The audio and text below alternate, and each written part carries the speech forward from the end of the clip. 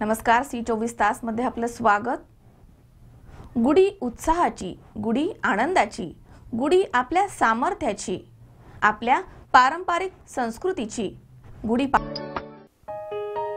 अशीच वर उंच जात राहील आणि ती कधीही खाली येणार नाही असा यामागचा उद्देश आहे। एकमेकांना भेटता येत नाही, मात्र आपले सण आणि आपले उत्सव आहेत म्हणून आजही आपण सर्व कुटुंब एकवा हा 3.5 शुभ मुहूर्तांपैकी एक महत्त्वाचा मुहूर्त मानला जातो। गुढी पाडव्याच्या दिवशी सकाळी लवकर उठून स्नान करून घरातील सर्वच मंडळी एकत्र येतात आणि गुढी उभा केली जाते। ज्या ठिकाणी गुढी उभा करायची आहे ती जागा स्वच्छ करून रांगोळीने सजवली जाते।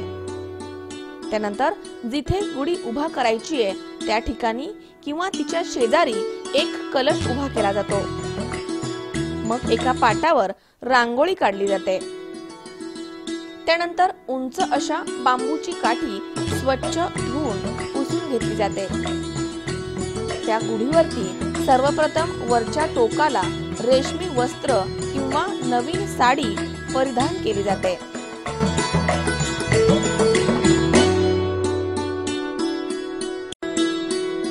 तर गुढी पाडव्याला साखरेचे हार, बत्तासे आणि कडुलिंब याला फारच महत्त्व असतं। कडुलिंब हे आयुष्यातील कटू गोष्टींचं प्रतीक आहे। तसेच कडुलिंब हे आरोग्यवर्धक देखील आहे आणि साखरेच्या गाठी, बत्तासे हे आयुष्यातील गोड गोष्टींचं प्रतीक आहे। अशा कटू गोड आठवणींसह, गोष्टींसह आपलं आयुष्य सुरू असतं। त्यानंतर गुढीला कडुलिंबाचा डहाळा बांधला जातो आणि साखरेच्या बत्ताशांची माळ घातली जाते। तसेच या गुढीला आंब्याची पानं, फुलांचा हारही घातला जातो।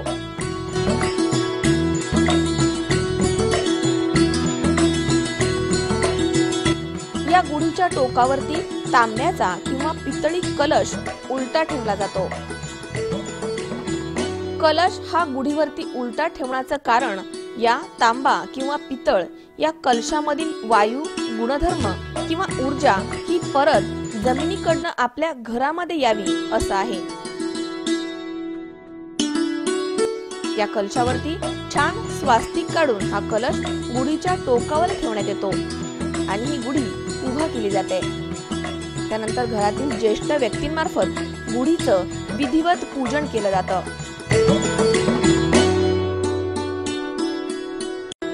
सर्वांना साखरेच्या गाठींचा आणि पाण्यामध्ये हरभऱ्याची डाळ, गूळ आणि लिंबाचा बारीक तुरा मिक्स करून त्याचा प्रसाद दिला जातो।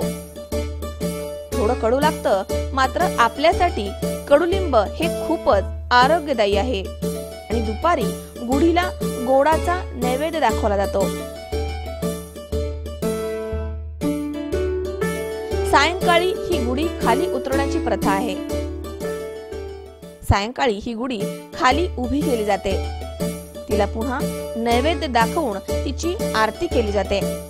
आपले भारतीय सण, उत्सव आणि त्यांची पारंपरिकता यामुळे आपली भारतीय संस्कृती आजही नवीन आणि परिपूर्ण वाटते।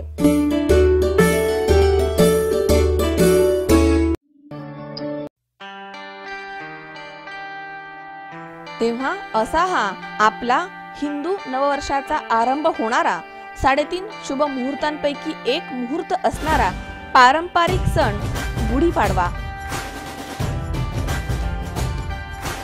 सोनेरी पहाट, उंच गुढीचा थाट, आनंदाची उधळण अन सुखांची वरसाद, पडताद्वारी पाऊल गुढीचे, झाली नववर्षाची सोनेरी सुरुवात।